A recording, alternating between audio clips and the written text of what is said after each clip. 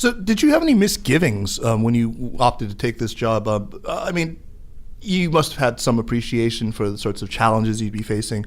It hasn't exactly been smooth sailing at the SCMP. In the last decade, then there have been a lot of changes in the editorial department at the very, very top. And then, you know, Wang Xiangwei was certainly, I mean, maybe not deservedly, but he was regarded as a pretty controversial figure.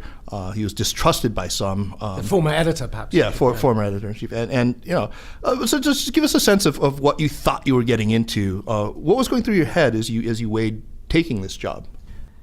Being the editor-in-chief of the South China Morning Post, in my opinion, is one of the hardest jobs in the entire news industry. Because reporting on China in an objective way is one of the hardest things to do in news. And Xiang Wei, who I have actually gotten to know quite well because he remains an editorial advisor to the newspaper, and I'm thankful that he still remains an editorial advisor to us.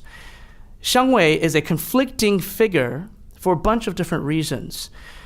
He was the first mainland-born editor of the South China Morning Post, which had a very long history as really a colonial paper in Hong Kong, run by the elite class and leading members of Hong Kong society, which were, to be very honest, primarily of British descent. The actual newsroom itself was a lot of old Fleet Street newsmen and women, and they were incredible at what they did, but as China changed, the owners at the point in time, and I certainly wasn't there, so I can't speak to their decision, decided that there was a need for change at the very top of the newsroom.